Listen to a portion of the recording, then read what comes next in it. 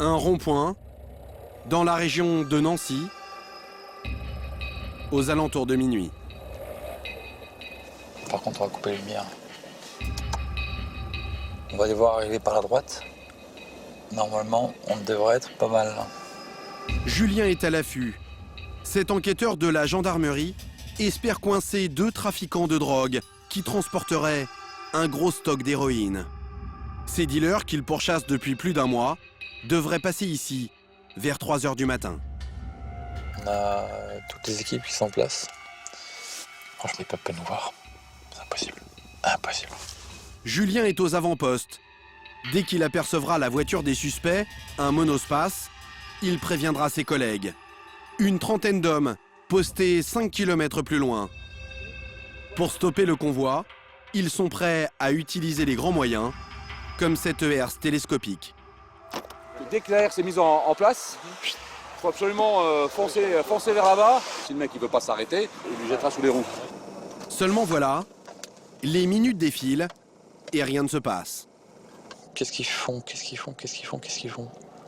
Le jour se lève. Les suspects ont plus de 5 heures de retard. Julien et ses hommes commencent à perdre espoir. Oh là là, c'est insupportable. Mais soudain, le monospace apparaît. Et le piège se referme. C'est bien vu, on est d'accord. Hein. Ouais, véhicule pris en charge. Ouais, on filoche le véhicule. Ces interpellations, c'est l'épilogue d'un travail difficile sur les traces d'un réseau de consommateurs et de dealers d'héroïne.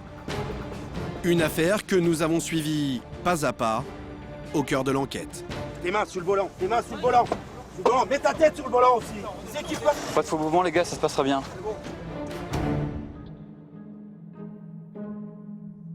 Dans les affaires de stupes, il y a une drogue qui pose de gros problèmes aux enquêteurs. D'abord, parce qu'elle est très dangereuse. Ensuite, parce qu'elle circule dans un milieu discret, difficile à pénétrer. Cette drogue rend si dépendant que les consommateurs protègent souvent leurs dealers. Pour les forces de l'ordre, obtenir des renseignements devient très compliqué. Cette drogue, c'est l'héroïne. Nous sommes à Nancy, au sein d'une unité de la gendarmerie spécialisée dans les affaires sensibles, la brigade de recherche. Donc il a fait quoi? Il a essayé d'acheter... Il a voulu avoir du liquide avec une fausse pièce d'identité et des faux chèques à la poste. À la tête du service, Julien, un lieutenant de 31 ans. Son quotidien, agression, homicide et enquête sur les réseaux de stupéfiants. Lieutenant, vous avez un appel téléphonique. Très bien. Julien l'ignore encore, mais le coup de fil qu'il vient de recevoir va lancer la plus grosse affaire de l'année grâce à un incroyable coup de pouce du destin. Lieutenant, bonjour. Oui, mon lieutenant, gendarme brigade de froid. Oui, bonjour. Je vous appelle parce qu'on vient de découvrir 3 ou 4 paquets, là. D'accord. Ça semble être de la drogue. Plus précisément, on pense à de l'héroïne de par la couleur. D'accord. Grosso modo, on a 2 bons kilos, je pense. D'accord, très bien. 2 kilos d'héroïne, découvert d'un seul coup. L'équivalent de ce que la brigade de recherche saisit en une année entière. Julien, le spécialiste des enquêtes prioritaires, prend immédiatement le dossier en main. D'accord, très bien. Bah écoutez, j'arrive. Hein. D'accord, mon lieutenant. Toutes affaires cessantes, l'enquêteur se rend sur place. Une telle prise pourrait bien le mener sur la piste de délinquants d'ordinaire très difficiles à coincer, un réseau de trafiquants d'héroïne.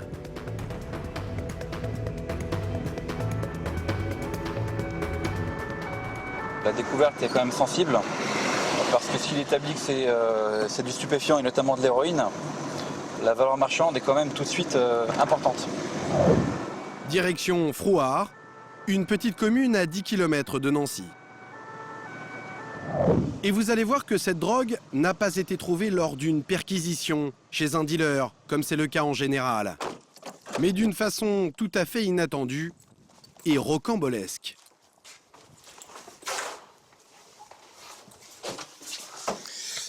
On fait un point de 2 minutes? Voici le gendarme qui a prévenu Julien par téléphone. Sur ça? Dans cette enveloppe, les 2 kilos de drogue. Et voilà comment cette brigade locale a mis la main dessus. Alors, dites-moi tout. Nous, on a appelé par un gars qui fait des lagages devant l'hôtel. D'accord. Donc il nous dit qu'il a retrouvé des cartons bizarres scotchés au pied de l'arbre qu'il était en train d'élaguer. C'est donc un jardinier qui serait tombé par hasard sur la drogue en tondant la pelouse. On y va, il y a 3 pains et demi. En vrai, il y en avait un qui était un peu percé parce qu'il a mis un coup de tronçonneuse, quoi. Et donc bon, ça ressemble fortement à de l'héroïne. Là, vous avez mis comme ça brut, hein, de façon brute, c'est ça? Ah oui, comme ça a été trouvé, quoi. 2 kilos de stupéfiants, comme tombés du ciel. C'est dans ce terrain vague d'une zone industrielle que le jardinier les a découverts. Le genre de choses qui n'arrivent jamais. Alors Julien, incollable en matière de stupéfiants, veut s'assurer qu'il s'agit bien d'héroïne. Avant d'ouvrir le paquet, il prend toutes les précautions pour ne pas brouiller d'éventuelles empreintes. Et à peine a-t-il décacheté l'enveloppe qu'une forte odeur caractéristique le prend à la gorge. Ça me pique déjà ce produit de merde là. Ça me pique déjà ce produit de merde là. À l'intérieur, à travers les emballages plastiques, il découvre 4 pains brunâtres de différentes tailles. Cette couleur, cette odeur, Julien les connaît bien. Donc à première vue, on peut penser que c'est de l'héroïne. À vue d'œil comme ça, pourrait correspondre à peut-être 2 kilos. Ça peut aller à peu près, c'est de l'héroïne, de 10 à 40 € le gramme. Donc si on part sur 2 kilos, on va dire que la valeur marchande peut potentiellement aller de 20 000 € à 80 000 €. Alors à qui peut bien appartenir toute cette drogue? Julien le sait, avec une telle quantité, il ne peut s'agir que d'un réseau. Mais pour l'instant, il doit résoudre cette énigme. Comment l'héroïne s'est-elle retrouvée sur ce terrain vague? Le jardinier qui l'a découverte est venu faire sa déposition. Julien va écouter très attentivement sa version. L'homme débroussaillait la zone lorsque sa tondeuse a buté sur un sac. Donc c'était vraiment bien dissimulé pour vous, c'était bien caché, Bah, c'était sous l'herbe. c'était posé bien droit, bien Bien aligné. bien aligné, d'accord, Ah oui, c'était bien posé par terre, d'accord, à un côté de l'autre, de toute façon. d'accord. Le jardinier a immédiatement prévenu les gendarmes. Mais quelques minutes plus tard, un jeune homme aurait surgi de nulle part et se serait montré très agressif. Voilà, c'est ça. Le jeune, il est arrivé, et puis il m'a posé des questions, mais moi j'ai dit je lui réponds pas. Et c'est là que j'ai vu que c'était quelqu'un qui était intéressé à la chose, quoi. Ouais. Je pense qu'il pensait pas que j'allais peut-être trouver cette merde-là. Et puis il pensait que j'allais repartir, et puis ouais, il allait ramasser son truc et puis repartir, quoi. Le jardinier n'est pas le seul à avoir trouvé suspect le comportement de ce jeune homme. Ok, merci monsieur. Les gendarmes, eux aussi, se sont immédiatement demandé s'il ne venait pas récupérer cette drogue. Dans un autre bureau de la gendarmerie, il vient d'être placé en garde à vue, tout comme sa petite amie qui se trouvait elle aussi sur place. Et la première rencontre avec Julien est électrique. Mets-toi à ma place, gros. Et vous verrez. Ouais, mets-toi à ma place, Alors, gros. oh, on se vous voit, ok? Je m'en fous. Reste tranquille. Y a pas, je vous vois. D'accord? Ouais, Si, si. t'inquiète. Si, reste tranquille. Oh, Y a y a pas eu de problème là. Y a pas eu de problème là. Oh. Laisse-moi parler, laisse-moi parler. Bon allez, je parle pas avec toi. Allez. Non, non, Reste dans ton coin, je parle pas avec toi. Non, je parle pas avec toi. Vas-y, Je parle pas avec toi. Mais attends. Laissez-moi parler, s'il vous plaît. Voilà, on va faire comme ça. Je me réveille, je t'explique. Allez. Je vous explique et je me suis réveillé. D'accord. Envoyez mon sac. T'es d'accord? Ouais, on va voir. On va l'expliquer. Puis calmez-vous, on va l'expliquer. On va noter, on va l'expliquer. On est calme. On va voir. On va voir ça. Moi, à la base, je me fais voler mon sac et à la fin, je me retrouve au garde à vue. On essaie de me coller 1 kilo d'héroïne sur le dos. Mais c'est un truc de fou quand même. Le suspect raconte qu'il a passé la nuit avec sa compagne, dans cet hôtel, situé juste à côté du lieu de la découverte. À son réveil, il aurait constaté que son sac de voyage avait disparu. C'est uniquement pour cette raison qu'il aurait questionné les gendarmes. Ça va péter. Si je suis dans mon dépôt, ça pète. Hein. Ah non, non. Mais c'est un truc de fou quand même. Moi, je prends en compte la situation. Maintenant, on va essayer de voir exactement pourquoi est-ce que vous êtes là. Pas de souci. Julien a bien l'intention de vérifier la version du suspect. Mais avant cela, dans ce genre de cas, les gendarmes veulent savoir à qui ils ont affaire. Pour ça, ils consultent le TAJ, le traitement des antécédents judiciaires qui recense toutes les personnes mises en cause par le passé. Et l'enquêteur va découvrir que le jeune homme n'est pas n'importe qui. Alors là, j'ai... Ah, il est connu pour de nombreux vols. Vol, recel, port d'armes, vol à main armée.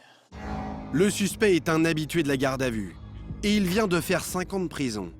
Selon son dossier, il vit dans la région, alors que faisait-il la nuit dernière dans cet hôtel? Dans ses antécédents judiciaires, une ligne intéresse particulièrement Julien. Alors donc, acquisition de stupéfiants. Alors, acquisition de stupéfiants. Pour l'instant, je connais pas la matière. Donc je sais pas s'il a acquis du cannabis, de l'héroïne ou autre chose. La piste semble en tout cas sérieuse. Comme disent les gendarmes, le profil correspond. Mais il faut encore prouver le lien entre ce couple et les paquets de drogue retrouvés devant l'hôtel. Pour ça, un seul moyen, se rendre sur place. Les gendarmes emmènent avec eux la compagne du suspect. Elle possède une voiture encore garée devant l'hôtel. Les gendarmes veulent la fouiller et comme le prévoit la loi, ils doivent le faire en sa présence. Bonjour. Bonjour. J'ai pas trop envie de dire bon. Bah nous on est polis. Ça s'appelle la politesse, c'est tout. La jeune femme, elle aussi, est furieuse. Mais si Julien découvre des traces d'héroïne dans sa voiture ou dans la chambre d'hôtel que le couple occupait, il a une chance de résoudre rapidement cette affaire, car pour l'heure, il n'a que des soupçons. On n'a rien contre eux pour l'instant. Il y a eu une forte suspicion de l'individu masculin qui est passé tout à l'heure et effectivement qui s'est montré très suspicieux, très insistant. Mais sinon, on n'a pas d'autres éléments. Donc on va voir. Direction une zone d'activité à la sortie de la ville. L'hôtel se trouve au bout de cette impasse. La drogue a été découverte tout près de ce parking. Ça a été trouvé là. Ici, au milieu de ces hautes herbes et au pied d'un arbuste que le jardinier était venu couper. L'endroit est situé au bord de l'autoroute. Par le passé, les gendarmes ont déjà vu des trafiquants qui, se sentant surveillés, se sont débarrassés de leurs marchandises en la jetant par la fenêtre de leur voiture. Mais cette fois, l'hypothèse ne tient pas. Apparemment, c'était bien posé sous l'arbre. C'est pas comme si c'était dans l'arbre. Il a dit que c'était par terre au pied de l'arbre. Non, ça n'a pas été jeté, non. Les pains d'héroïne étaient alignés au pied de l'arbuste. Quelqu'un les a, semble-t-il, déposés là. Pourquoi? Julien est perplexe. À seulement quelques mètres de là, ce petit bosquet aurait fait une bien meilleure cachette. Je trouve ça bizarre comme lieu de planque. On en a à 5 mètres qui est beaucoup mieux, quoi. Alors, est-ce que c'était pour le récupérer très rapidement? Je sais pas. Je sais pas. L'enquêteur va donc creuser sa seule piste. Le couple qui dormait à l'hôtel la nuit dernière et dont le comportement paraît suspect. Les gendarmes vont fouiller la voiture de la jeune femme qui est de plus en plus nerveuse. Julien en prend même sérieusement pour son grade. Vous m'emmerdez parce que j'ai rien fait. Vous avez rien fait, vous avez rien fait. J'ai rien fait de ma vie, j'ai jamais mis un pied on déterminera, dans vous inquiétez pas. Vous me cassez les couilles que j'ai pas là. Moi je m'en bats la race de votre merde que vous avez trouvée. J'ai rien à voir avec ça, j'ai rien à foutre là, c'est tout. La jeune femme proteste énergiquement. Mais si l'héroïne a été transportée dans son véhicule, Bandit, ce chien anti-drogue, va peut-être flairer sa trace. Maman, viens. Ici. L'animal renifle le moindre recoin de la voiture sous le regard agacé de sa propriétaire. Ils fouillent tout, j'ai rien demandé, j'ai jamais rien fait, ils en ont rien à foutre. Ça me casse les couilles. Mais une demi-heure plus tard, l'animal n'a rien senti de particulier et les gendarmes n'ont rien trouvé. Julien commence à se demander s'il est vraiment sur la bonne piste. Effectivement, pour moi, c'est un peu bizarre que le chien n'ait pas marqué plus que ça dans le véhicule. Pour l'instant, on n'a pas d'éléments objectifs contre eux, mais il faut qu'on poursuive les investigations. C'est dans l'hôtel et plus précisément dans la chambre que le couple occupait la nuit dernière que les gendarmes vont maintenant chercher des traces de drogue.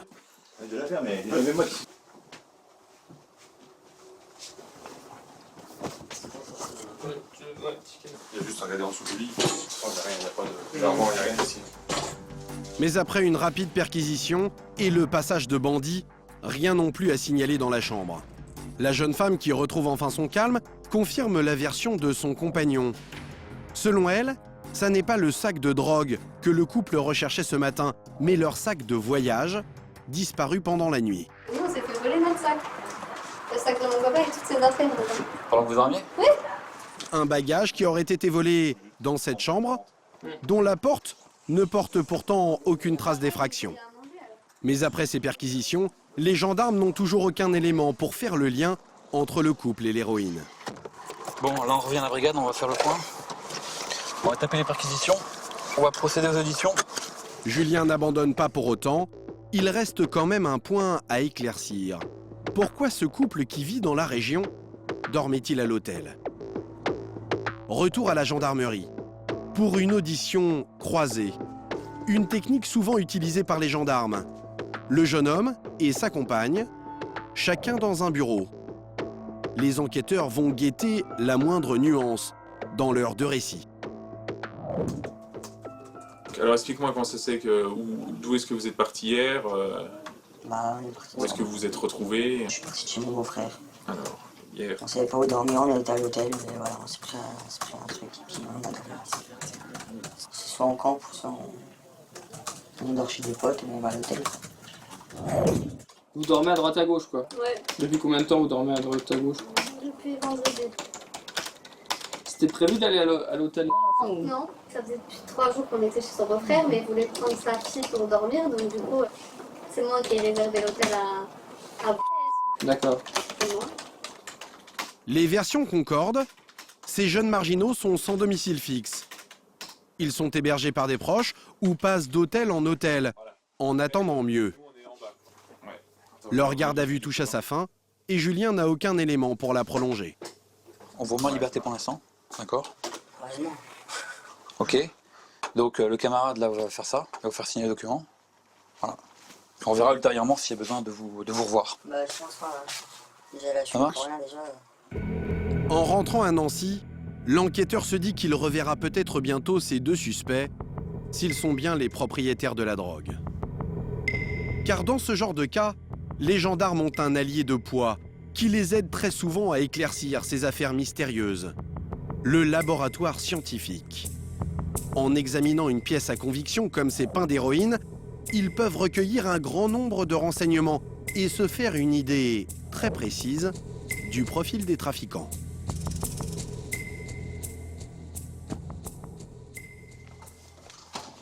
Les gendarmes de Nancy disposent de leur propre laboratoire. C'est à lui que Julien va maintenant faire appel.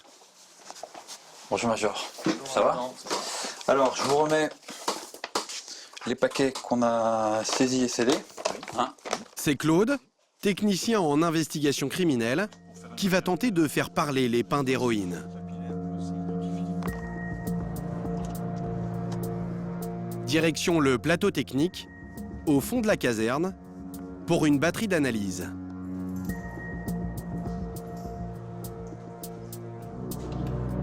Passé cette porte, le gendarme se transforme en laborantin. Blouse, gants, masque. Pas question de polluer les échantillons, ni d'effacer d'éventuelles empreintes. Première opération, déterminer le poids de cette découverte.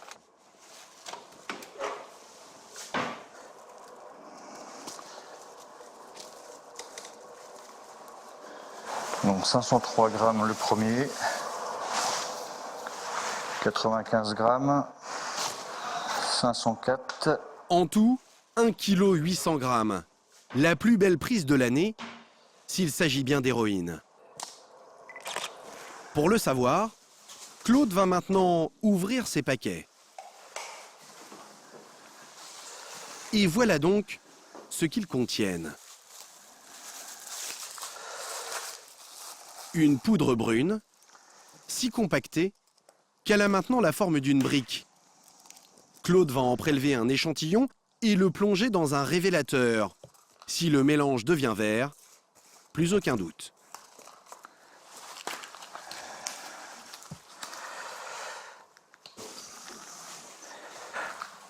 Donc réaction verte, donc forte présomption que ce soit de l'héroïne, donc là on ne peut pas dire à quel le degré de pureté, mais bon il y a de fortes chances que ce soit de l'héroïne brune. De l'héroïne brune, une drogue particulièrement dangereuse et addictive que les toxicomanes consomment par injection. Mais ce qui intéresse Claude en réalité, ce sont les emballages. En les manipulant, les trafiquants y ont peut-être laissé leurs empreintes digitales. Le technicien les sépare des pains de stupéfiants et les suspend dans cette machine qui va déposer dessus un produit chimique, un produit qui révélera les empreintes s'il y en a.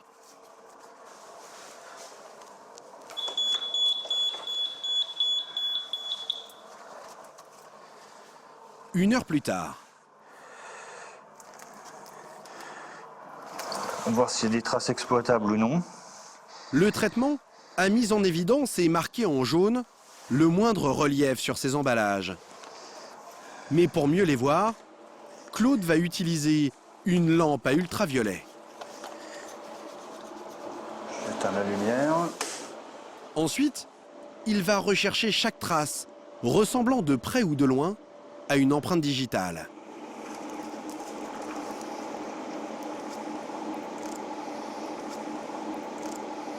Et très vite, ici on voit une petite trace papillaire qu'on va scanner, voir si elle est exploitable. L'empreinte d'un doigt, invisible à l'œil nu, apparaît grâce aux ultraviolets.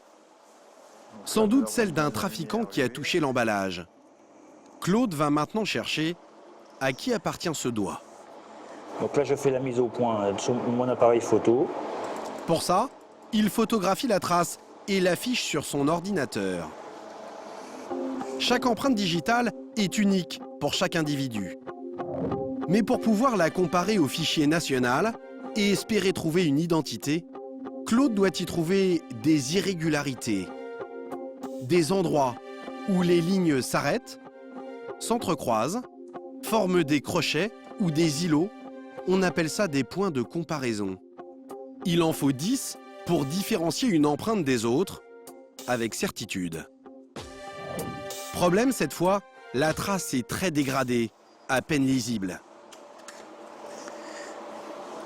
Là visiblement j'en ai 5, j'en ai 6. Effectivement il n'y a pas beaucoup de points de comparaison. C'est une qualité vraiment trop faible, ça ne permettra pas d'identifier. Il faut minimum 10 points pour envoyer au fichier automatisé. Raté, Claude ne va pas pouvoir comparer cette empreinte au fichier national où toutes les personnes déjà mises en cause sont répertoriées. Et il ne trouvera aucune autre trace en meilleur état. En revanche, il y a encore une piste qu'il va pouvoir creuser. La composition de la drogue, sa carte d'identité. Car toutes les héroïnes ne se ressemblent pas. Selon les trafiquants, elles sont plus ou moins dosées en héroïne pure. Et chaque réseau y ajoute ses propres additifs, comme le paracétamol, d'autres médicaments, de la caféine ou même parfois du sucre. En étudiant cette composition, les gendarmes découvriront si de l'héroïne semblable a déjà été retrouvée sur un trafiquant interpellé par le passé. Ils découvriront peut-être ainsi le propriétaire de ces paquets. C'est un autre laboratoire près de Paris qui se chargera de cette analyse.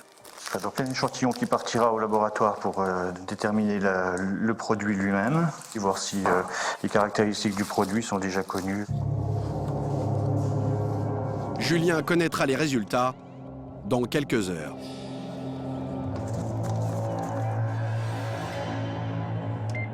Et cette dernière recherche va enfin guider l'enquêteur. Dans ce mail, les conclusions du laboratoire. Aucune drogue de même composition n'est enregistrée dans les archives de la gendarmerie, mais Julien obtient quand même une précieuse indication. On a une teneur en héroïne moyenne de 7%, avec environ 54% de paracétamol et environ 30% de caféine. Donc ça veut dire que le produit là est très très largement coupé. La drogue a été coupée, c'est-à-dire mélangée à d'autres produits beaucoup moins chers que l'héroïne pure. Pour Julien, c'est un indice précieux, car il connaît bien le fonctionnement des réseaux. Le plus souvent, ils achètent de l'héroïne pure aux Pays-Bas, plaque tournante de la drogue en Europe. De retour à Nancy, ils la coupent très largement et multiplient par 10 la quantité de produits. La drogue étant vendue au gramme, ils augmentent ainsi leurs profits. Effectivement, là, au vu de ces résultats, je pense que le produit a été coupé dans la région. Donc c'est du produit qu'on peut trouver à chaque coin de rue. L'héroïne retrouvée près de l'hôtel appartient donc probablement à un grossiste local et non à un trafiquant de passage dans la région. Mais comment le trouver?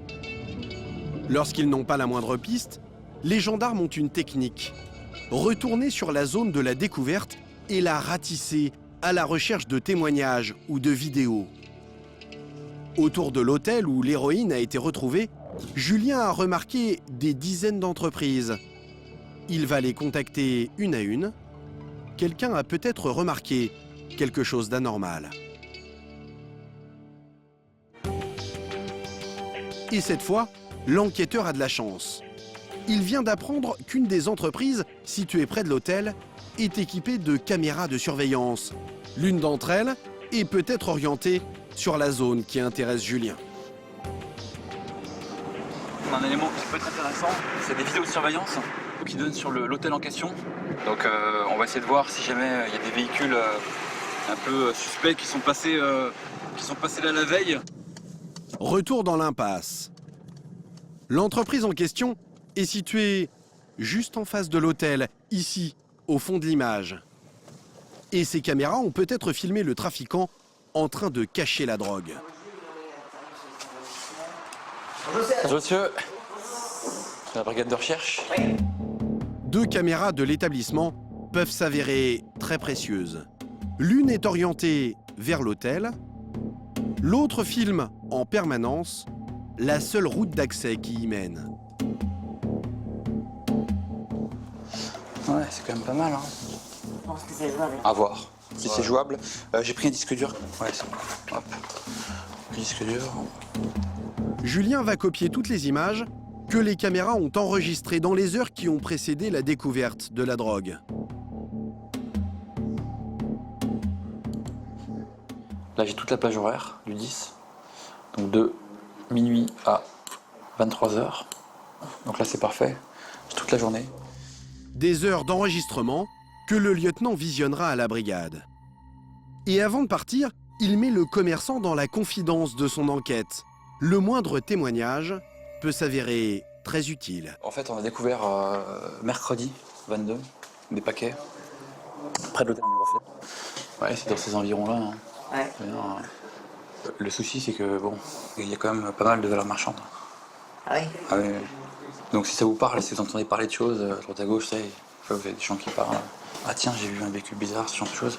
N'hésitez pas à revenir vers nous, quoi. Ces caméras de surveillance vont-elles faire avancer l'enquête? De retour à la brigade de recherche, sans perdre une seconde, Julien va visionner une journée entière d'enregistrement sur 2 caméras, soit 48 heures de vidéo. Pour gagner du temps, comme il sait à quelle heure la drogue a été découverte, il commence ses recherches par ce créneau horaire. Voilà. Là, on voit en fait le gars qui a fait les lagages. Hop, c'est là qu'il a dû découvrir les paquets. Alors, on le voit de loin. Hein. Bon, là, c'est juste un repère. Alors, c'est très très flou. L'image est floue et les détails difficilement lisibles. Cette première caméra présente aussi un inconvénient de taille. Une partie du terrain vague qui intéresse Julien est masquée par plusieurs bâtiments. Cette caméra en l'état n'est pas exploitable. D'accord ? La caméra qui pourrait éventuellement être exploitable, c'est l'autre caméra pour voir les entrées et sorties de véhicules. Et éventuellement identifier une marque, un type de véhicule. En effet, avec la deuxième caméra, Julien aura peut-être plus de chance. Elle filme en permanence l'unique chemin d'accès à l'hôtel. Ça, c'est les gendarmes qui arrivent. Encore une fois, l'enquêteur remonte en arrière de 24 heures en espérant découvrir le trafiquant. Il est peut-être venu discrètement en pleine nuit. Caméra numéro 4, 2h du matin. Donc effectivement, si on constate la présence d'une voiture maintenant, ça peut paraître suspect. Voilà. Et justement, cette nuit-là... Ok, on a un véhicule qui arrive à 4h41. Je note. Bon. Véhicule genre utilitaire. D'accord. On va regarder combien de temps il reste dans la zone.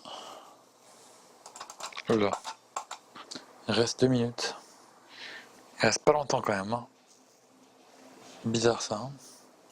Ah, le véhicule arrive. Une camionnette blanche qui passe à 4h40 du matin se gare sur le parking et repart aussitôt.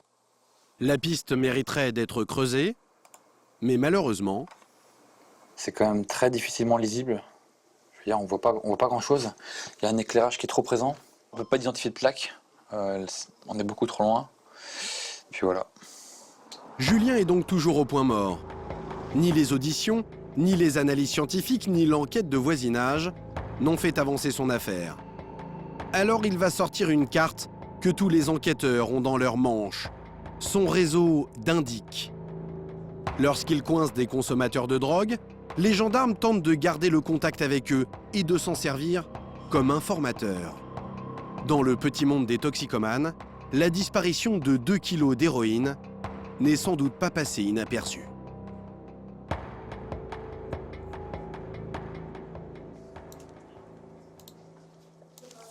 Pour la suite de l'enquête, Julien va avoir besoin de renforts. Alors il mobilise ses collègues de la brigade de recherche avec un seul mot d'ordre, tous à vos téléphones. Bon les gars, je vous demande à tous de faire marcher vos contacts, vos indices, d'accord? Il y a forcément une fuite, il y a forcément des gens qui ont entendu parler de ça. Ok? Vous cherchez et puis vous me tenez au jus. Ça marche? Ok. Le lieutenant compte avant tout sur les plus anciens de la brigade. Car mettre en confiance un toxicomane au point d'en faire un informateur prend beaucoup de temps. Chaque enquêteur, comme Pascal, s'isole pour passer ses appels, très confidentiels. Ouais, tu m'entends? Ouais, je t'entends, ouais. Ah, impeccable. Au bout du fil, un consommateur d'héroïne que Pascal a interpellé par le passé. D'Ivoire, tu vas rigoler, on a trouvé 1,8 kg d'héroïne à Bois-d'Orich, près de l'hôtel. Non! Si, tu te rends compte? 1,8 kg. Putain, la vache! Tu serais heureux avec ça.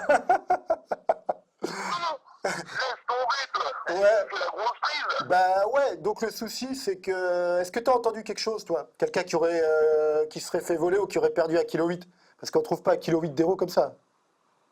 Non mais vous les avez trouvés! Oui, c'était caché près d'un hôtel. Et on a trouvé 1,8 kg. Alors est-ce que toi t'as entendu quelqu'un qui aurait perdu 1,8 kg d'héroïne?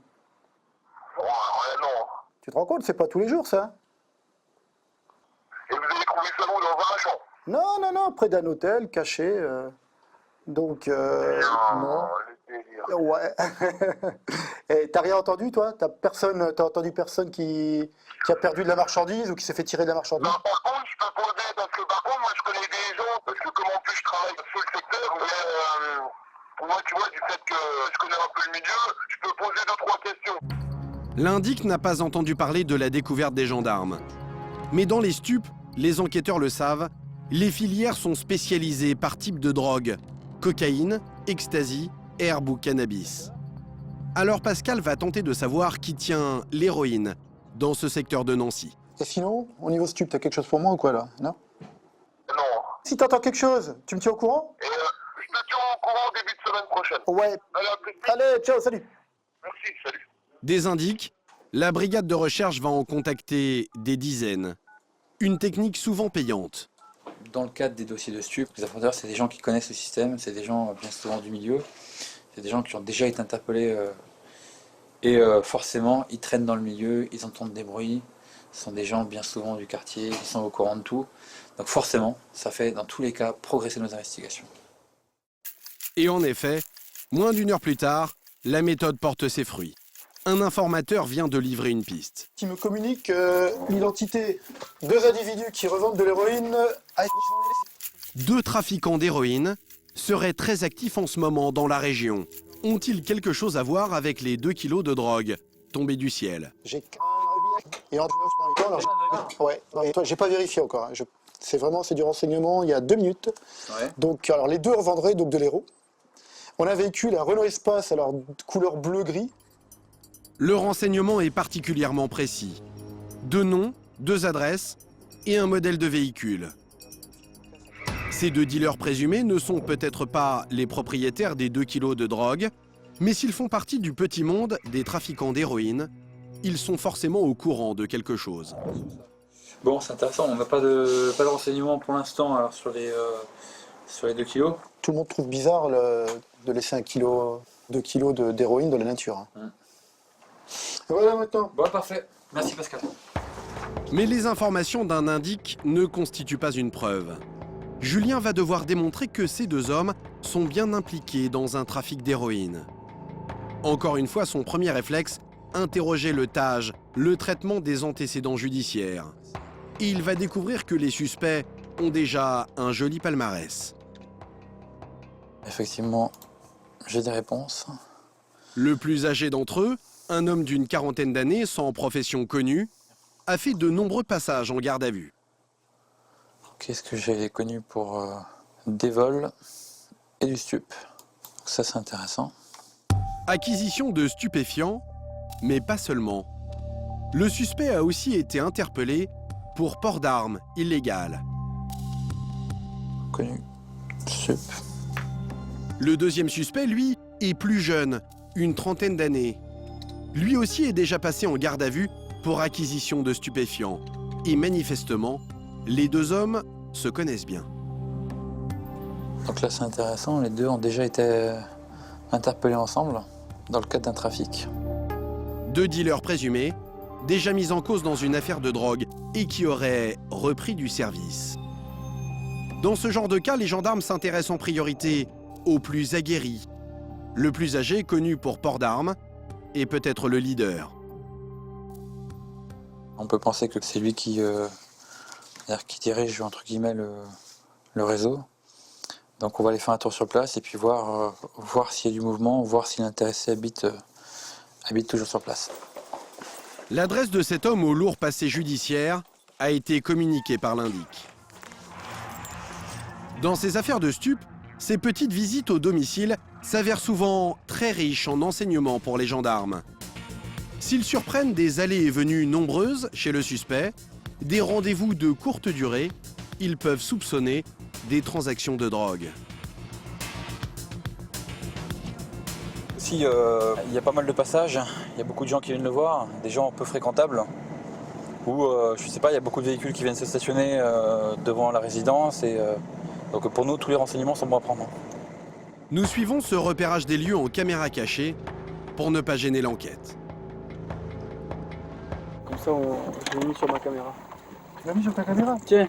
Et sur place, surprise, Julien et Pascal découvrent une jolie petite résidence, flambant neuve, et même équipée d'une jolie piscine. Comment ce suspect au chômage peut-il s'offrir ce genre de logement? À l'entrée, les gendarmes croisent par hasard l'un de ses voisins qui va leur livrer des informations intéressantes.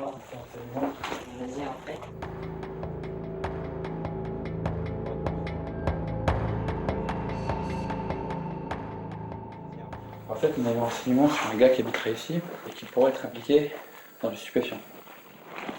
Voilà. Ne dites pas, monsieur, non? Si. Alors, bah... Oui. D'accord. Tout à fait.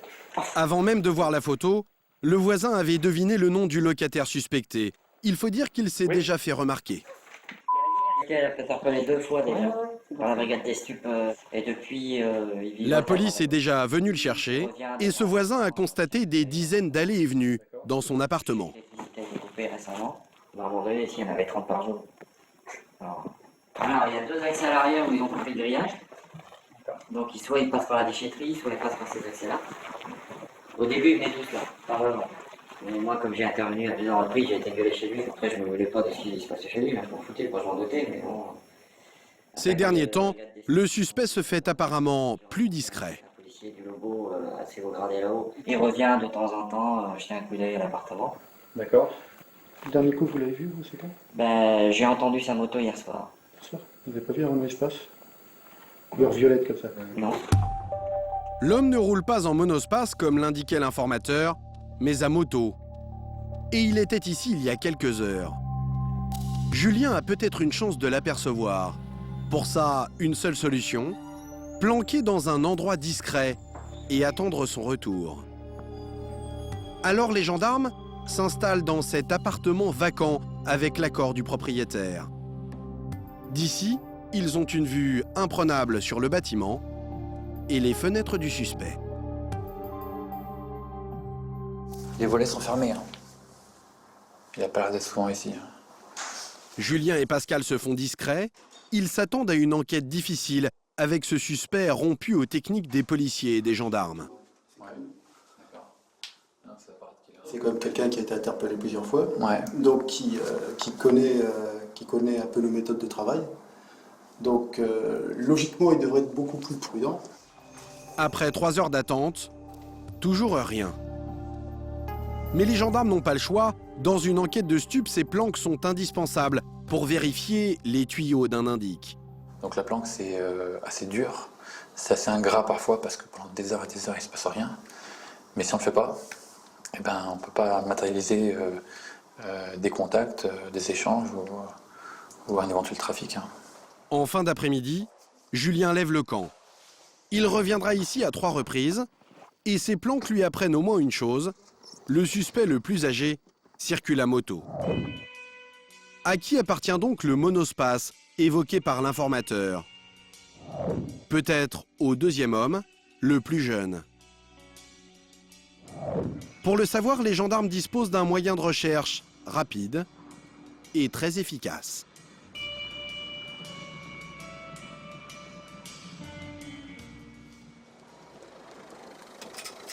Retour à la brigade. Cet outil, c'est un logiciel. Le système d'immatriculation des véhicules, le SIV. Un accès direct au fichier des cartes grises. On va voir si j'ai quelque chose d'intéressant.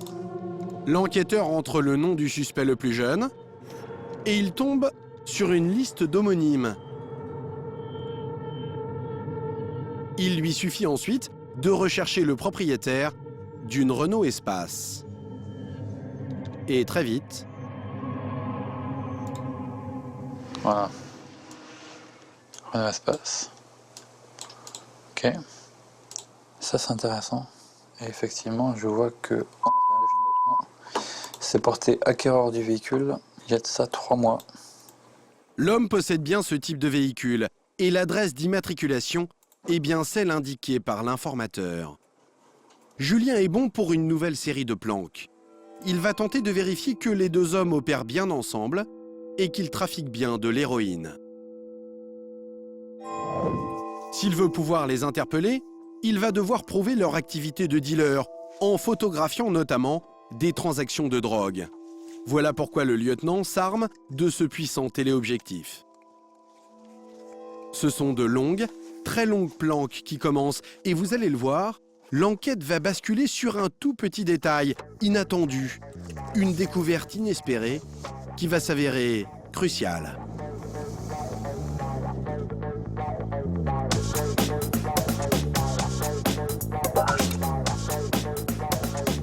Direction un petit village discret, perdu en pleine campagne, à 20 km de Nancy.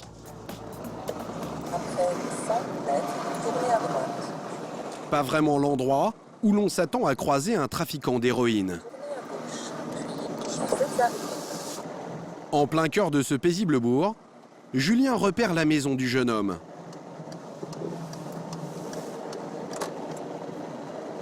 Vous êtes arrivé. Priorité pour le gendarme, ne pas être repéré. Alors pas question de stationner devant. Il fait le tour du pâté de maison.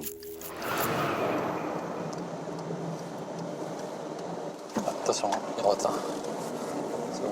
Et au détour d'une rue, il tombe par hasard sur une Renault Espace. Peut-être celle qui l'intéresse.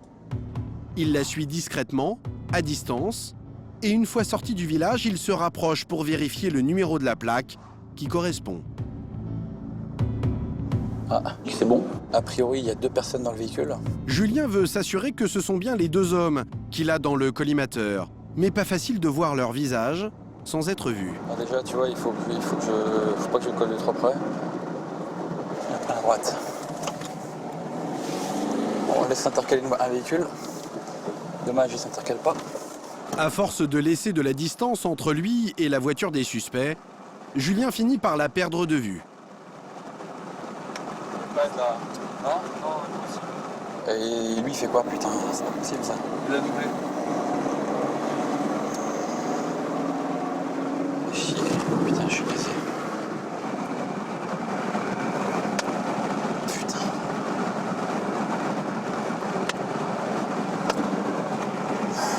On les aurait vus, là, non, tu crois pas? L'enquêteur fait demi-tour, prend l'autoroute et retrouve finalement la trace du véhicule. Sa filature le mène ensuite jusqu'à Nancy. Dans cette petite rue où la voiture vient de se garer.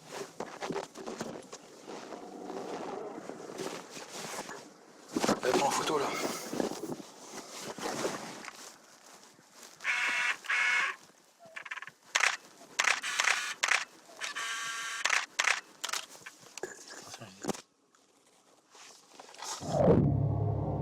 Julien va se mettre en planque juste en face, dans ce petit square, pour pouvoir identifier les deux hommes à leur retour. Et 1 heure plus tard, ils sont bien là, tous les deux, accompagnés d'un 3e homme. Cette voiture, ces suspects, Julien va les suivre pendant 2 semaines et il va découvrir que tout dans leur conduite, leur emploi du temps et leur rendez-vous a de quoi éveiller les soupçons. Ce matin-là, par exemple, la filature conduit Julien en plein cœur d'une cité dans la banlieue de Nancy. Les suspects restent garés sur ce parking 1 demi-heure. Ok, le véhicule repart. Puis reprennent la route. Quelle était la nature de ce déplacement? Ok, doucement ta caméra, Steph. Allez, on va les suivre. Ok, ils sont partis, on va les suivre discrètement. Leur 2e destination est encore plus suspecte. Après 1 heure de route, les 2 hommes s'engagent sur le parking d'un hôtel bon marché. Le même genre d'établissement que celui où les gendarmes ont découvert les 2 kilos d'héroïne. Impossible pour Julien de s'approcher sans être repéré. Parce que j'ai pas une vue là-bas, il y a un chantier. En marche arrière, il cherche un lieu d'observation plus discret. Quand soudain... Ah, ils repartent. L'enquêteur aperçoit la Renault Espace qui redémarre. Et juste derrière elle, un jeune homme en scooter qui semble l'accompagner. En passant, le jeune homme remarque la caméra et jette aux gendarmes un regard appuyé. Alpha 617 12h30 35. Julien relève sa plaque d'immatriculation. S'agit-il d'un complice? L'enquêteur le sait, les réseaux de stupéfiants sont très structurés. Le jeune homme au scooter est peut-être un petit revendeur ou un guetteur chargé d'avertir de l'arrivée d'un intrus. Il est arrivé 5 minutes après que les gars soient arrivés. Donc je note. Julien se rend ensuite sur le parking de l'hôtel, qui est quasiment désert. Que sont venus faire ici les suspects et ce jeune en scooter? Et les caméras. Encore une fois, l'enquêteur a peut-être une chance de le découvrir grâce à la vidéosurveillance.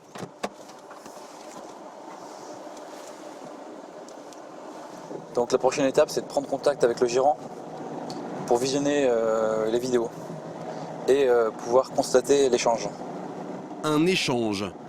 Peut-être la première preuve d'une transaction de drogue. C'est en tout cas ce que Julien espère. De retour à la brigade, il contacte aussitôt la direction de l'hôtel. Bonjour. Oui, bonjour madame, c'est la gendarmerie. Je viens pour un petit renseignement. J'aurais besoin de visionner votre caméra. Est-ce qu'elle enregistre déjà? Non, il ne semble pas qu'elle enregistre. On a une caméra, mais je ne sais même pas si elle fonctionne. Il ne semble pas. Voilà. Merci madame. À tout de suite. Au revoir. L'hôtel n'a pas de vidéo, on n'a pas de système pour enregistrer les vidéos. Donc ils ont une caméra mais qui ne fonctionne pas. Voilà. Espoir déçu, les caméras sont factices. Mais Julien peut encore exploiter la piste du scooter. En entrant le numéro de la plaque dans le SIV, le système d'immatriculation des véhicules, il trouve le nom de son propriétaire et son adresse.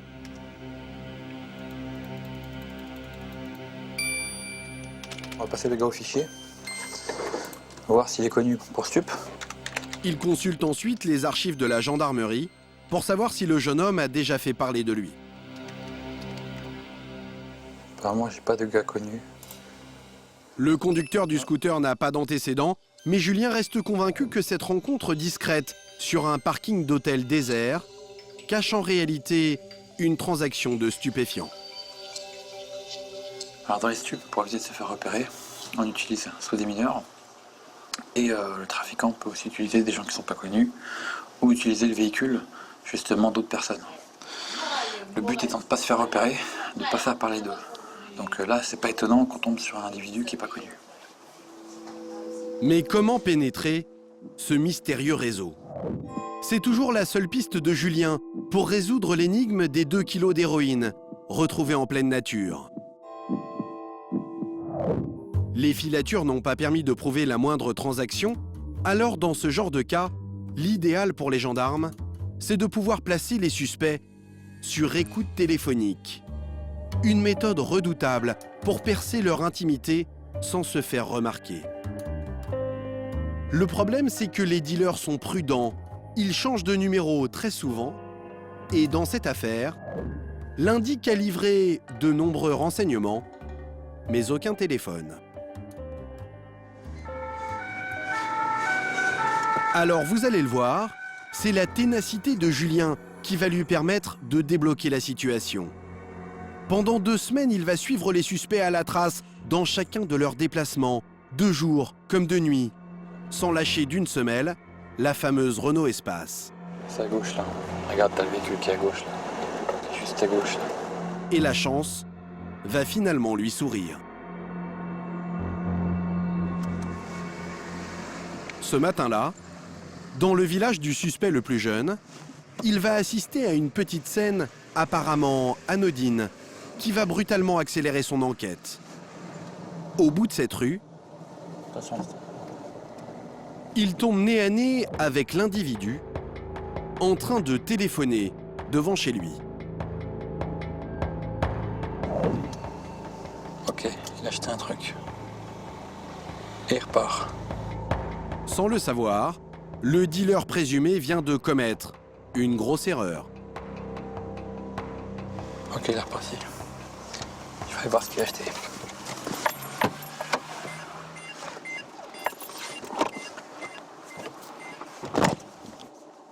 À son retour, Julien tient dans la main la clé de son affaire.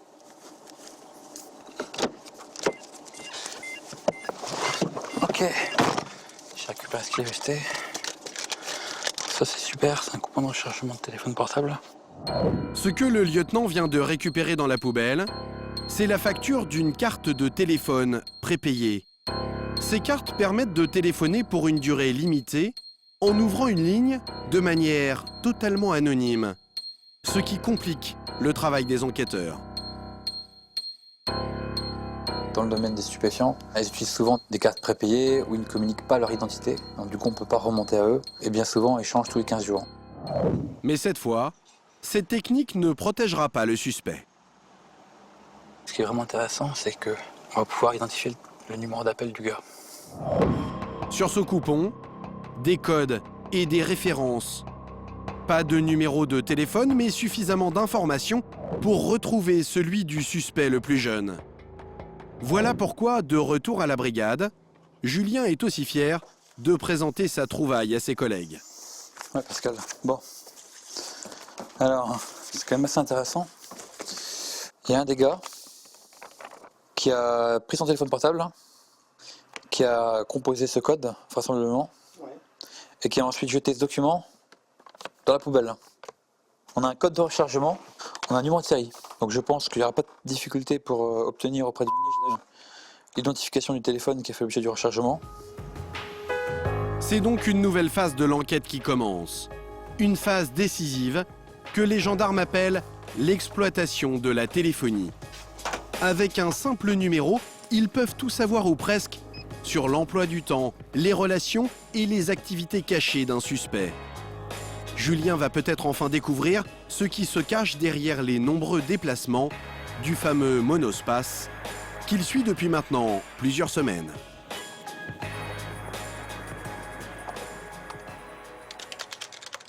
Quelques heures plus tard, il contacte par fax l'opérateur qui a vendu au suspect cette carte prépayée. Avec ce commentaire, merci de bien vouloir identifier le numéro d'appel. Julien indique les codes et les références du document trouvé dans la poubelle. Pour lui, il y a urgence. Le dealer présumé peut changer de numéro d'une minute à l'autre. Alors Julien ne va pas se contenter d'attendre la réponse. Dans la foulée, il passe un petit coup de fil à l'opérateur, histoire de lui mettre la pression. Et nous ne parvenons pas à tous vous prendre en ligne. Merci de renouveler votre appel ultérieurement. Mais encore faut-il qu'il arrive à le joindre. Un conseiller va bientôt prendre votre appel. Non mais c'est pas possible. Ça marche pas leur truc là. Service de réquisition, mais un téléphone Delphine, bonjour. Oui, bonjour madame, c'est Une fois en contact avec une opératrice, Julien va lui faire un petit numéro de charme pour les besoins de l'enquête. Bien reçu. Donc j'ai bien reçu votre réquisition, donc il y avait une urgence en Oui, il y avait une urgence parce qu'on est sur des gars qui changent très souvent de téléphone portable.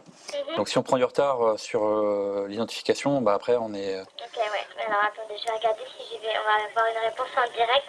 Ouais. Ouais, donc on a bien quelqu'un.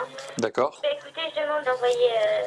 Ouais, ça m'aiderait vraiment si je pouvais l'avoir fin de matinée, début d'après-midi. Dès que j'ai la personne qui est là, écoutez, je lui demande qu'elle la fasse, il n'y a pas de souci. Très bien. Je vous remercie madame. Merci à vous. Merci. Excellente journée. Au revoir. Alors... En fin d'après-midi, l'enquête fait un bond de géant. On a pu identifier le numéro d'appel. Un numéro de téléphone, une information capitale pour les gendarmes. Julien disposera bientôt d'une oreille branchée en permanence sur cette ligne. Ce que je vais faire, c'est que je vais mettre une écoute sur le numéro d'appel. Le but vraiment, c'est de prouver qu'il est en contact avec des gens bien connus dans le domaine des stupéfiants. Une écoute téléphonique. Par réquisition, Julien oblige cet opérateur à brancher la gendarmerie de Nancy sur la ligne du suspect pour pouvoir le surveiller. Désormais, toutes ces conversations et ces messages atterrissent dans ce petit bureau de la brigade. Ils sont enregistrés en temps réel dans la mémoire de cet ordinateur. De cette manière, Julien peut entrer dans la vie du dealer présumé aussi souvent qu'il le veut. Et dès les premiers appels, il trouve ce qu'il recherche.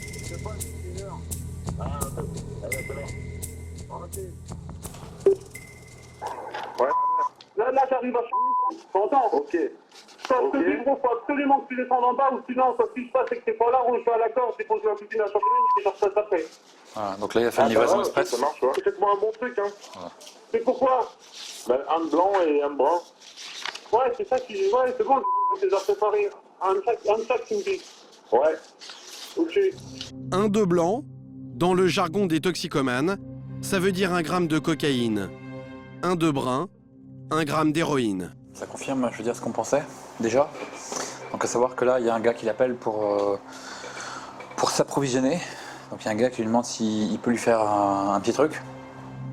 Et des coups de fil comme celui-ci, les deux suspects vont en recevoir des dizaines chaque jour. Voilà donc pourquoi leur véhicule se déplace aussi souvent. Mais ces derniers jours, ces dealers présumés ont semble-t-il du mal à fournir. Le plus âgé d'entre eux est violemment pris à partie par un client furieux qui l'accuse de lui avoir fourgué une drogue de mauvaise qualité. C'est quoi le délire là, que tu me racontes là? Vous m'avez mis une carotte et voilà. Ta gueule, mais tu délires. Tu sais quoi? Non, c'est très bien, arrête de continuer là. Attends, laisse-moi parler. Tu l'as mélangé, t'as pas marché du tout. Quand il est mélangé, Tu m'entends? c'est bien ça. Pour se défendre, les dealers présumés vont même jusqu'à accuser leurs propres fournisseurs de les arnaquer. Parce qu'il paraît qu'ils mettent des amphétamines, je sais pas quoi à la place. C'est du médicament qu'il a mis dedans, c'est même pas des amphetamines. Ah bah j'en sais rien, tu sais. Ils ont recoupé... Un peu. Moi ce que je vois c'est que j'ai pris une bite et je vais récupérer mes sous. S'il faut que j'aille à la soupe là-bas, eh ben on ira là-bas. Là, apparemment, ils lui ont vendu de la merde. Ouais. Ah bah ils ont coupé. Avec ces écoutes, les gendarmes ont suffisamment d'éléments pour arrêter ces deux suspects. Mais ils vont patienter encore un peu, car ils ont une petite idée derrière la tête. Si ces dealers présumés manquent de drogue, qu'ils sont obligés de couper leurs marchandises, c'est peut-être parce qu'ils viennent d'égarer un stock de stupéfiants dans la nature. Et pourquoi pas les 2 kilos d'héroïne retrouvés près de l'hôtel il y a un mois. La conversation tournera peut-être bientôt autour de ce sujet. 2 jours plus tard, la patience de Julien va être récompensée. Rien sur l'héroïne tombée du ciel. En revanche, il surprend une conversation énigmatique où il est question d'un voyage en préparation et d'une collecte de fonds. Un autre message. Oui, allô. Hein? C'est Phil. Ouais, c'est zone. Ouais, bah oui, je sais. On va au plus sport, tu me lances un petit billet, t'inquiète pas, je verrai bien, si j'ai ma paye ce soir, ouais, je verrai bien. Parce que nous, on monte au pays, c'est pour ça que je te dis ça. Les 2 dealers présumés évoquent un voyage au pays, prévu dans 2 jours. Mais de quoi s'agit-il exactement? Pour le savoir, Julien va chercher à identifier tous les correspondants de ces suspects. Encore une fois, il contacte l'opérateur et cette fois, il lui réclame les fadettes, les facturations détaillées, la liste de tous les appels entrant et sortant sur ce numéro au cours des 3 derniers mois.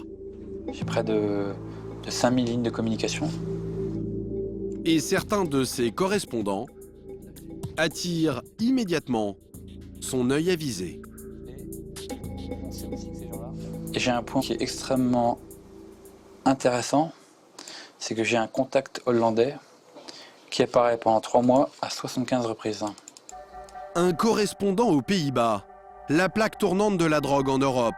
Pour Julien, aucun doute, voilà la destination du fameux voyage au pays. Pour moi, il n'y a pas photo, c'est forcément un gars qui les ravitaille en produits.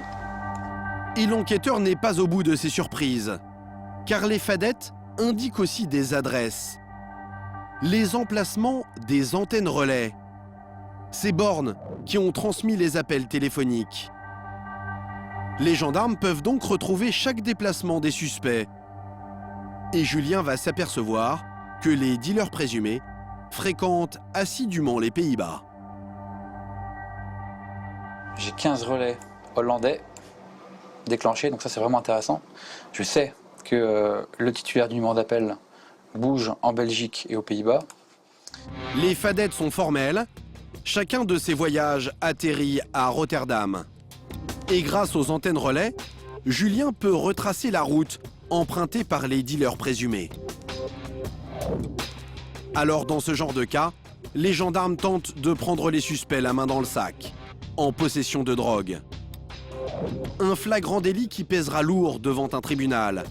À partir de maintenant, toute la brigade est en alerte et prépare activement un vaste coup de filet. Grâce au relais téléphonique, ce qu'on a pu voir la dernière fois, c'est que ils ont eu un rendez-vous au pays vers minuit à peu près, à Rotterdam Sud. Ensuite, ils sont descendus. Il y a un rond-point, je sais, qu'ils s'empruntent, c'est le rond-point à Solgne, c'est ça? Cheval blanc. Il est clair qu'ils prennent les petites routes pour échapper au contrôle. Donc on peut supposer quand même qu'ils vont repasser par là. Julien a remarqué que les suspects empruntaient à chaque voyage le même rond-point. C'est donc là qu'il va tenter de les cueillir à leur retour des Pays-Bas dans 48 heures.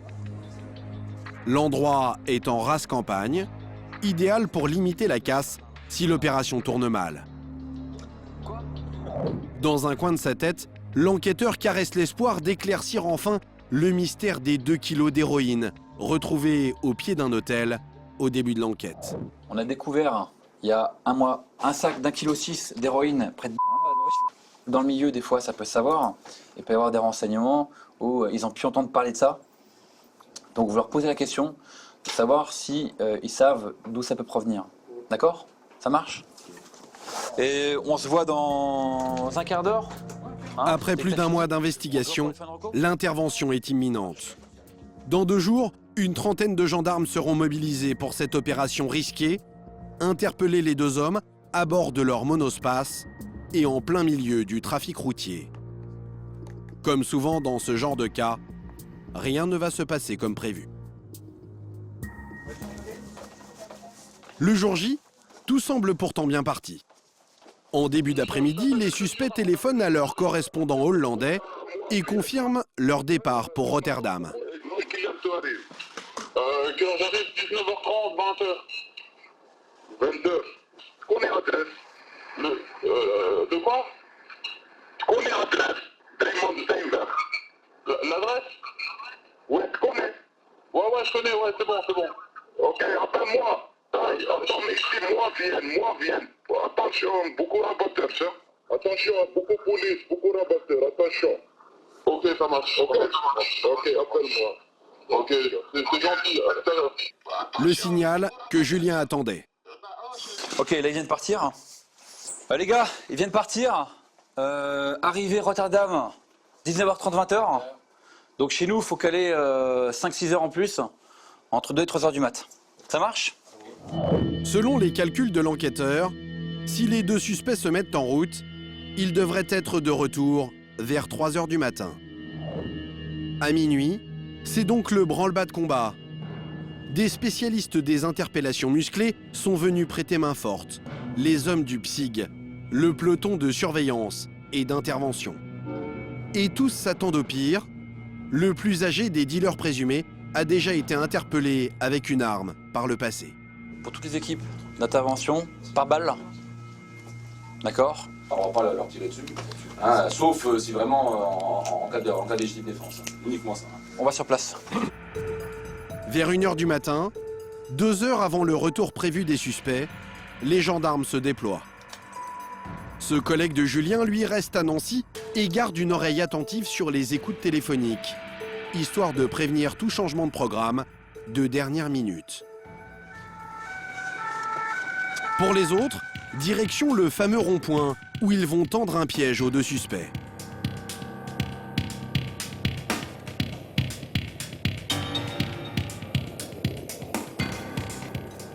En pleine nuit, les hommes du PSIC prennent position.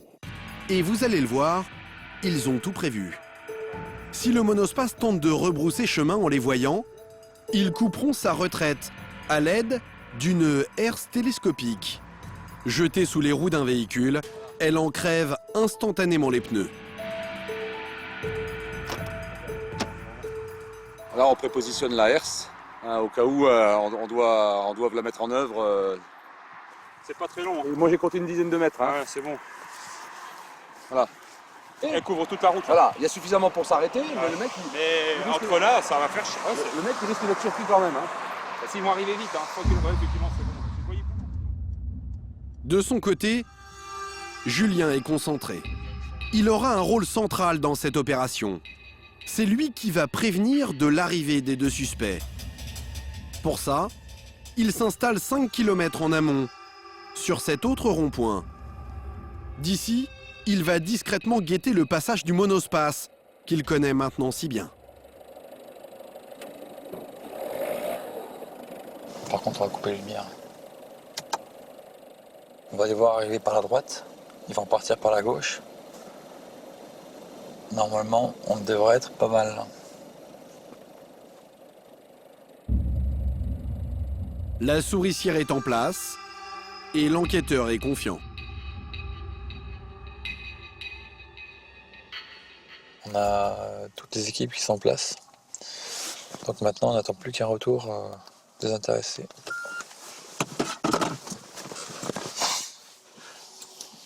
Franchement, de là-bas, ils peuvent pas nous voir. C'est impossible. Impossible. Mais voilà, l'attente se révèle interminable.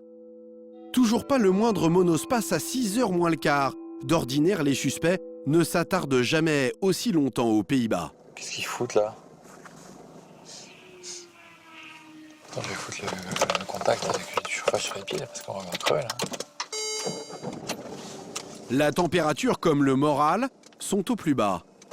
Et alors que la nuit touche à sa fin, Julien commence sérieusement à douter. Qu'est-ce qu'ils font? Qu'est-ce qu'ils font? Qu'est-ce qu'ils font? Qu'est-ce qu'ils font?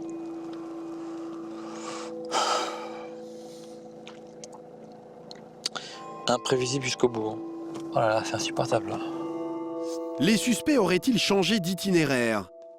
L'enquêteur contacte son collègue resté au bureau et qui surveille les écoutes téléphoniques. Est-ce qu'on a des communications ou pas? Pas de message. Ça c'est bizarre quand même. A plus. Donc toujours rien. Donc il faut être patient. En attendant. C'est une vertu la patience. 7h, 8h, le soleil est désormais levé depuis longtemps et toujours pas de voiture à l'horizon.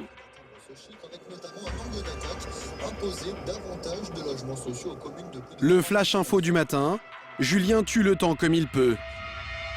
Et il tient régulièrement à informer les gendarmes du PSIG qui, à l'autre rond-point, commencent à trouver le temps long. Oh punaise. D'autant que l'opération devient plus délicate avec le trafic qui augmente. Nous, on va revoir le dispositif, hein, on est en train d'en discuter, trop de circulation. Hein. Le carrefour, ah ouais, ça roule de trop. Donc on va faire un contrôle routier normal, quoi. Mais là, il y a trop de circulation, on peut pas bloquer le carrefour. Allez, à plus. Malgré tous ces imprévus et le manque de sommeil, Julien veut encore y croire. On sait qu'on arrive au bout, donc fatigue ou pas, on tient parce que le but c'est vraiment d'interpeller les deux individus et puis de trouver de la matière. Et le lieutenant a raison d'être confiant. Soudain, avec plus de 5 heures de retard, le monospace traverse le rond-point juste sous son nez. Julien démarre en trombe. Ouais, véhicule pris en charge. Et il prévient ses collègues. Ouais, on filache le véhicule. A plus. Voilà, pour l'instant on est pas mal. Il conduit prudemment, donc il va s'agir de voir. Il va s'agir de voir maintenant si il change pas d'itinéraire. Pour être plus discret, l'enquêteur laisse une voiture entre lui et le monospace, quand c'est possible. Oh putain, il se marre. Julien reste sur ses gardes. Les deux suspects chercheront peut-être à défendre leurs marchandises. Au même moment, les hommes du PSIG mettent en place un faux contrôle routier pour les intercepter. Ils sont là dans... Allez, en 5-7 minutes, quoi. En quelques secondes, le comité d'accueil est en place. La voiture fonce tout droit dans le piège et Julien ne la lâche pas d'une semelle. Ouais, Jean-Charles. Là, on a passé la sortie Mécleuve-Orny, donc je pense que d'ici 2-3 minutes, on va être sur vous là. Tu verras, il y a un camion blanc qui est devant, un poids lourd blanc qui est devant. Il y a un poids lourd blanc devant. Cette fois, tout se présente bien. Mais pendant un court instant, le véhicule disparaît derrière cette butte. Et quand l'enquêteur arrive à sa hauteur, mauvaise surprise, il est arrêté sur le bas-côté. Julien se retrouve dans la pire des situations. Bonjour monsieur, gendarmerie. Il est tout seul pour interpeller les deux hommes. Vous pouvez couper le contact s'il vous plaît? Vous posez les mains sur le volant. Vous restez là, vous bougez pas. Les suspects ont peut-être repéré les gendarmes. Ils se sont en tout cas arrêtés net. Et depuis le rond-point, l'autre équipe ne se rend compte de rien. Ce poids lourd masque la scène. Lorsque les collègues de Julien réalisent enfin la situation, ils se lancent à sa rescousse.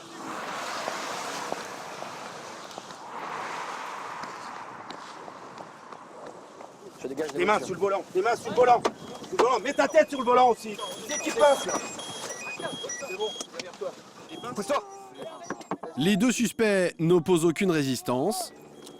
Ils sont interpellés. Le plus âgé d'abord, il est connu pour port d'armes illégales. Ouvre la main.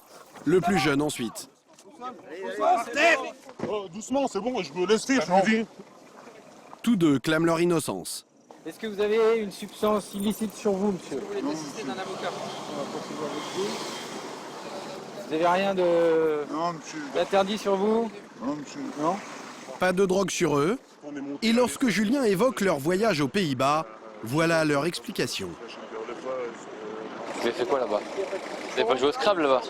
Non, bah non, bien sûr. Non, on a été dans un appart, on a acheté un peu de coke, un peu de cab, machin, on s'est posé dans l'appart du mec, voilà. Je sais pas, comme il te sait. Vous venez de si loin pour 2-3 grammes? Oui. Ah, mais c'est vrai en plus, c'est pour ça que je comprends pas. Les suspects auraient consommé quelques grammes de cocaïne aux Pays-Bas et n'auraient rien rapporté en France. Une version qui ne convainc pas les gendarmes, alors encore une fois, ils font appel à la plus fine truffe de la brigade, Bandit, le chien anti-drogue.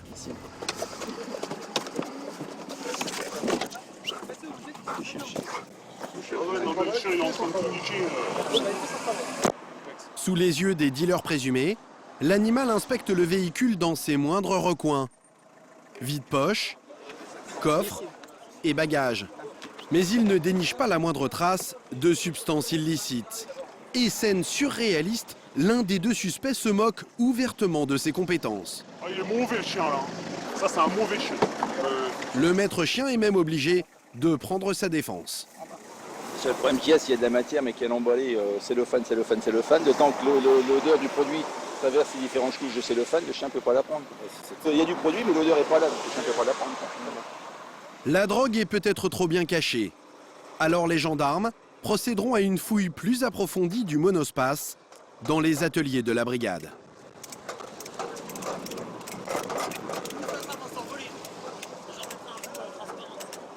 Je pense qu'on va l'examiner de très près, voir le démonter, voir faire appel aussi à un fonctionnaire des douanes qui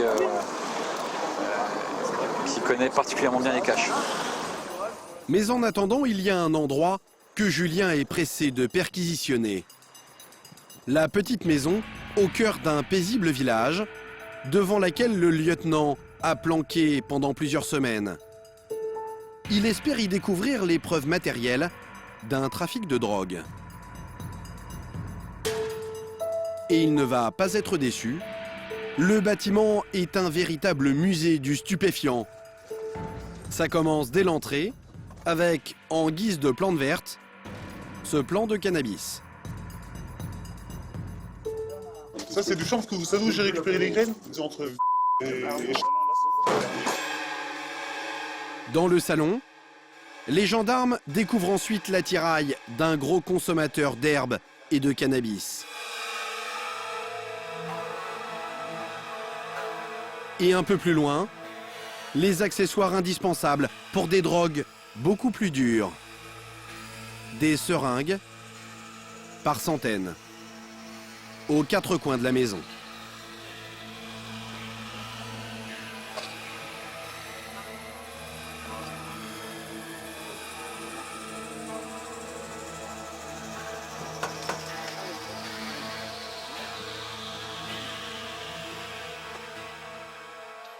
Par jour, vous êtes à combien là, de fixe de seringues par jour, à peu près? Un, voire deux. Ouais. Ça peut aller 3, 4. Jusqu'à 4 injections d'héroïne par jour. Les deux dealers présumés sont avant tout des toxicomanes, totalement dépendants. Bibelots, accessoires et même articles de journaux, tout ici est consacré à la drogue. Mais les gendarmes vont-ils retrouver des stupéfiants? Pour éviter que son animal se blesse, le maître chien veille d'abord à récupérer les seringues. Des seringues, il n'y en a pas qui traînent ailleurs. Je veux dire, dans la chambre à côté, il n'y en a pas. Ah, c'est que ici, salon cuisine. Bandit peut ensuite passer à l'action. Avant même ses premiers pas dans la maison, il se montre très excité. Ici, la drogue a sans doute imprégné le moindre mètre carré. Le chien repère immédiatement l'endroit où étaient stockées les seringues. Mais il ne retrouve pas d'héroïne, ni aucun autre stupéfiant. Et pourtant, rien qu'en fouillant les placards de la cuisine, les gendarmes découvrent toute la panoplie du parfait dealer. Comme cette petite balance. C'est ce que vous avez trouvé? C'était posé là, ça sert à peser le stupéfiant. Ou encore ces canettes trafiquées pour cacher la drogue. C'est quoi ça? Ça là. Ah, c'est rien du tout, ça. C'est-à-dire rien du tout? Je sais pas, c'est bien. Ouais, d'accord, c'est une cache quoi. À quoi ça sert de faire des caches comme ça? Tu sais, c'est pour la douane. On met ça dans le pack de Oui, bagages. j'ai compris. Et il y a un ballon d'eau avec un peu d'eau dedans. Ouais, c'est un truc de fou. Julien découvre des cartes téléphoniques prépayées, comme celle qui avait tant compliqué son enquête. Donc là, on voit qu'il y a beaucoup de cartes SIM différentes. Donc, comme on supposait, c'est des gens qui aiment bien ne pas être identifiés quand ils appellent. Voilà. Cette perquisition renforce en tout cas sa conviction. De tels toxicomanes ne sont sans doute pas allés aux Pays-Bas uniquement pour consommer des stupéfiants. Et s'ils ont rapporté un stock de drogue en France, où a-t-il bien pu passer?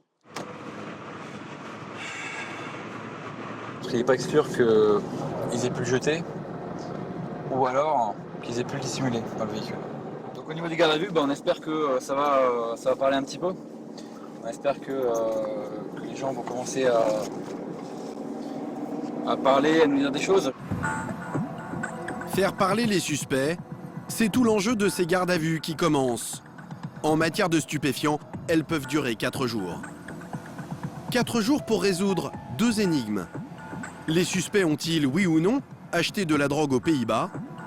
Et ont-ils quelque chose à voir avec la première affaire de Julien? Les 2 kilos d'héroïne, retrouvés devant un hôtel, il y a maintenant plus d'1 mois.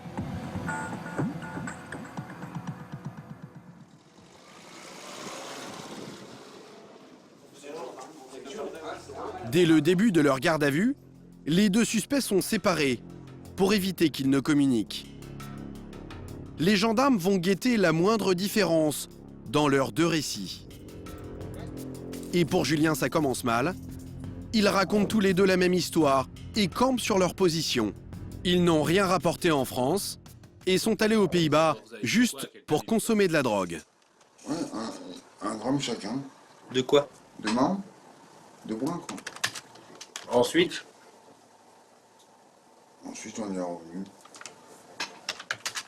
Non, mais rien, je sais pas, il est passé où, on a fait consommer tout. Pour moi, il n'y a rien dans la voiture. Hein. Non. Non, bah la voiture, elle est sur retournée ici. Je pense que j'ai tout consommé, quoi. Je pense que nous avons tout consommé. Il n'y aurait pas de drogue dans la voiture et les suspects font bien comprendre aux gendarmes qu'ils n'ont pas l'intention de coopérer. Je veux savoir ce qui s'est passé réellement hier jusqu'au moment du contrôle de ce matin.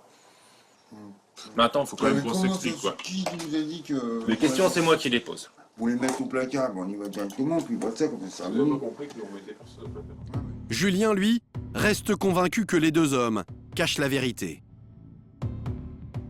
Effectivement, c'est incompréhensible. On peut difficilement comprendre le fait qu'ils soient montés à Rotterdam et qu'il n'y ait rien dans le véhicule. Donc, ils ont forcément jeté quelque chose. Ou alors ils se le cachent, c'est pas possible autrement. Faute de drogue saisie au cours de l'opération, les gendarmes peuvent en tout cas recueillir des témoignages accablants. Ceux des dizaines de clients identifiés grâce à leur numéro lors des écoutes téléphoniques. Ils sont immédiatement convoqués. En théorie, ils risquent jusqu'à 1 an de prison, mais sont rarement condamnés. Les enquêteurs ont besoin d'eux pour démontrer le trafic de drogue organisé par les suspects. C'est quoi les prix? Ça dépendait, quoi. C'était de la pure, il a fait 50 balles. Le gramme d'héros. Et la coke, c'était 100 €. Ben ouais, c'est nous que j'ai rencontré dehors dans la rue et... Sur une période de 6 mois, j'ai pris 10 grammes d'héroïne.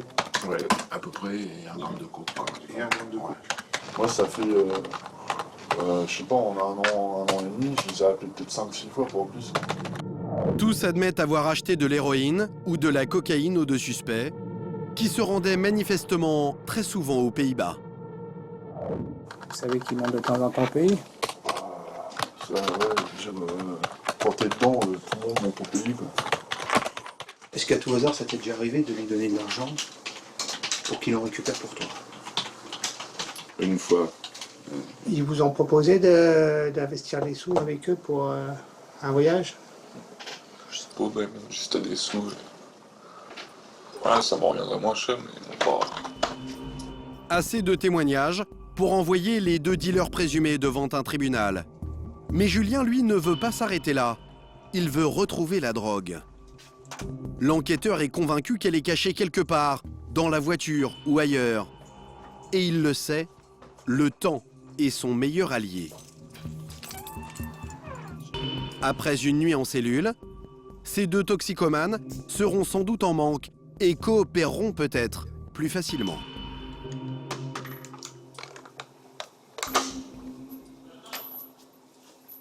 Laisse-le dormir. Bon, il va, Et en effet, le lendemain matin, le changement de ton est radical. J'ai pas envie de jouer aujourd'hui. Chaussures. Hein, je suis pas d'humeur à jouer aujourd'hui. Le plus âgé des deux suspects n'a plus envie de jouer. Sans doute en manque, il a manifestement mal dormi et semble pressé de se mettre à table. Un chili con carne en guise de petit déjeuner. Et immédiatement après, les premiers aveux. Après, tu comprends bien que le garde à vue, c'est pas une mesure qui fait que... Vas-y, dis tout. Ah, On verra si demain vous mettez Je te laisse avec on y va. Le suspect se montre plus bavard, dans l'espoir d'abréger sa garde à vue. Alors, Je vais prendre descendre au garage après. au garage. Au garage, il y a la voiture. Pour. Chercher le matos. Il est où? Bah, je te le dirai tout à l'heure. On va pas mettre la charrue avant les bœufs. Ça marche. Julien avait raison. La drogue est bien dans la voiture. Et elle provient bien des Pays-Bas. Ah, je t'écoute. Je monte chercher au pays des stupéfiants parce qu'ils sont de. Attends, je puisse noter. Je monte chercher. Des produits stupéfiants au pays. Que ça soit héroïne comme cocaïne. Parce que c'est des produits de très bonne qualité. Alors, où est cachée cette drogue? Pour le savoir, direction le garage de la caserne. Laisse ton pull sur la chaise, là. Le suspect a beaucoup de mal à garder l'équilibre, Ça va aller, là? Tu vas pas tomber? affaibli par le manque de drogue. Allez, viens. Son complice présumé, propriétaire de la voiture, le retrouve pour assister à la fouille. Et c'est lui qui va craquer le premier. C'est bon, moi. C'est le bon côté, c'est pas le bon côté? Oui, c'est pas le bon côté. Viens, on va de l'autre côté. Il va indiquer aux gendarmes l'ingénieuse cachette où la drogue est dissimulée. Ça, là? Pour juste besoin de passer la main dans le cou. Attendez, j'avance aussi. Regarde comment c'est fait, là. Voilà, d'accord, ok. Sur la ceinture. Dans le montant de la portière, derrière ce cache en plastique, l'enrouleur de la ceinture de sécurité. Un petit secret. Un endroit auquel les gendarmes n'avaient pas pensé et que le chien antidrogue n'avait pas détecté. C'est là que les gendarmes découvrent un petit sachet soigneusement emballé dans du cellophane. Attends, on va peser maintenant. Ils s'attendaient sans doute à une plus grosse prise, ce qui amuse beaucoup l'un des suspects. Ah bon, c'était ça? Ouais, c'est ça. Alors qu'y a-t-il de si précieux dans ce petit pochon en plastique pour qu'il le cache avec autant de soin?